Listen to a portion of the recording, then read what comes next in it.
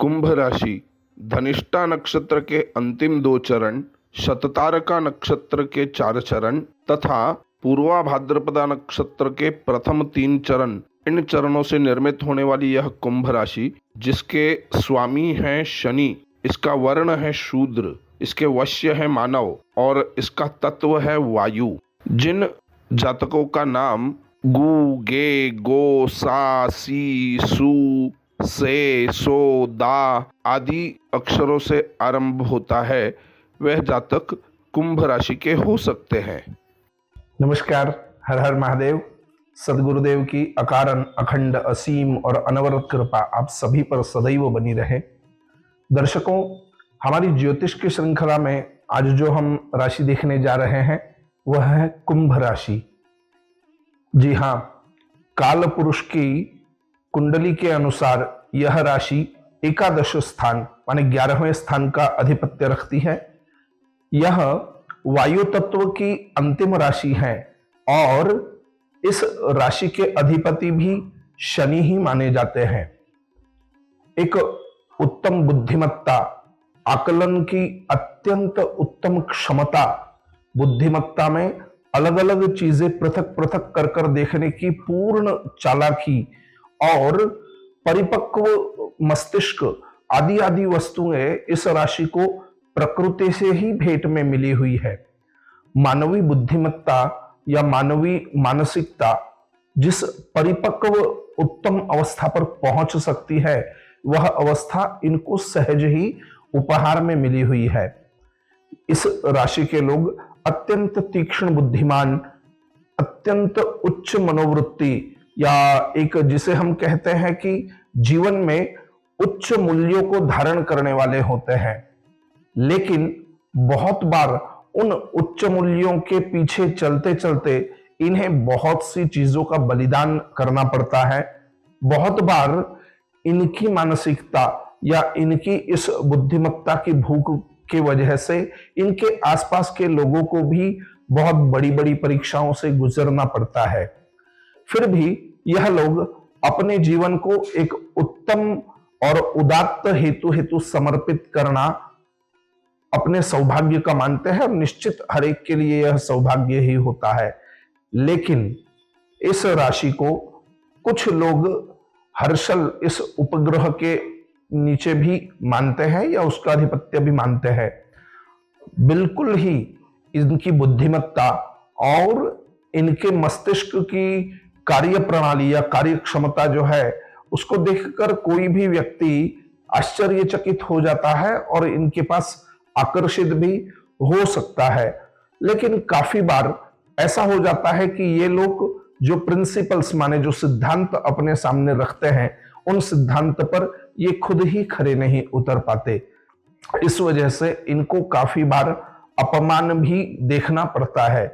लेकिन फिर भी अगर हम प्रत्यक्ष रीति से कुछ ना कर पाए तो हम गलत चीज को सही कहे, ये इनके लिए मान्य नहीं होता या ये लोग उस चीज को ज्यादा महत्व नहीं देते अपने जीवन में।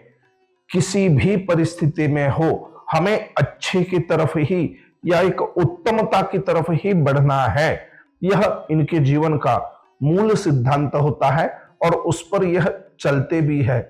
यद्यपि इस राशि के लोग अगर बुद्धिमत्ता में बहुत श्रेष्ठ है, गुणवत्ता में बहुत श्रेष्ठ है, प्रामाणिकता या ईमानदारी जिसे हम कहते हैं उसमें भी यह बहुत श्रेष्ठ है और बुद्धिमत्ता से किए जाने वाले कार्यों में भी यह एक उत्तमता रखते हैं, फिर भी जब भी भौतिकता की बात आती है, भौतिक सुख सुविधा की बात आती है, तो यह राशि उतनी ज्यादा उसमें अच्छी नहीं दिखती। उस बारे में कुछ दरिद्रता या थोड़ी कमी हमें दिखाई देती है।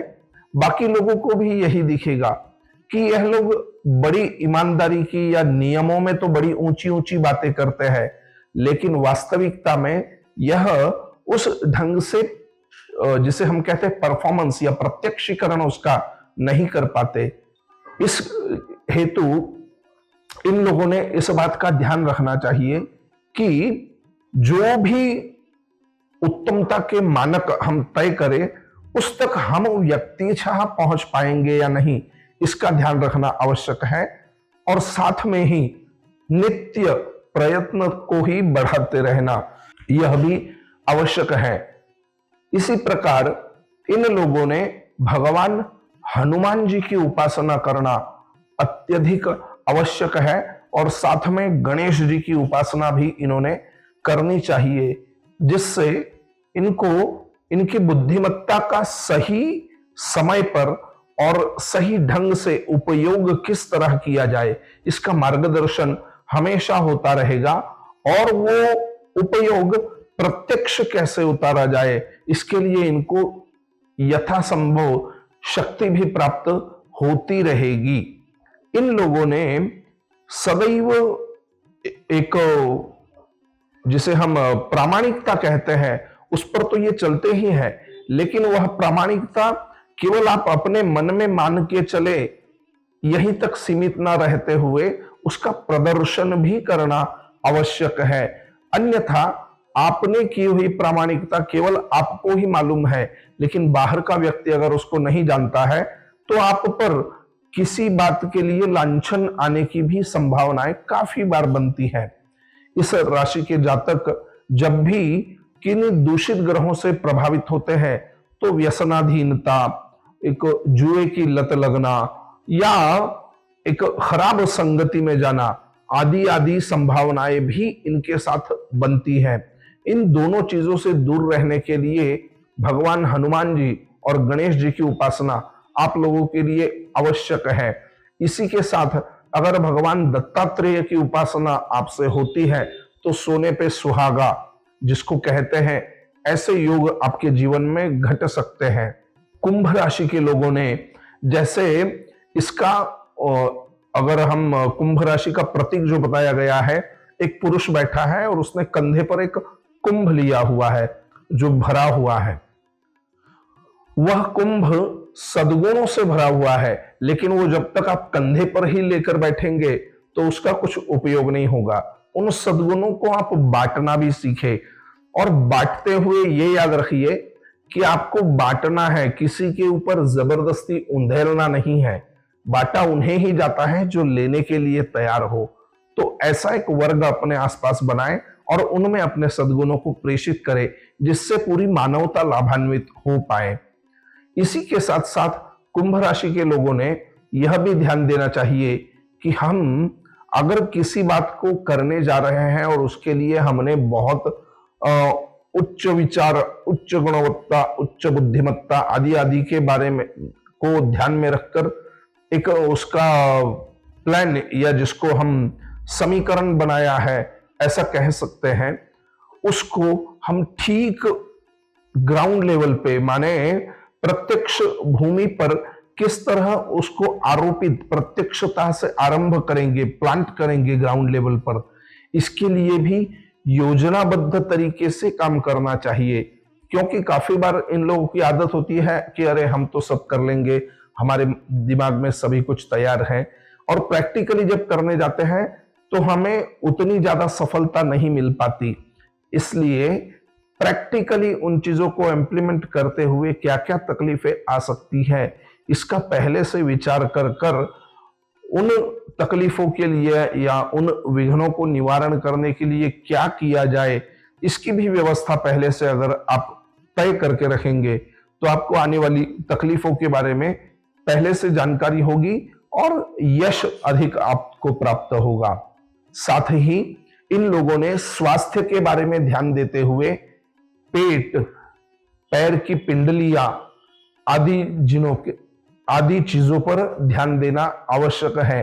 पेट से होने वाली तकलीफें, जिसमें अपचन हो, जिसमें हम मेद का बढ़ना हो, या तो फिर पचन संस्था से संबंधित तकलीफें, इन तकलीफों पर आपने ध्यान देना आवश्यक है।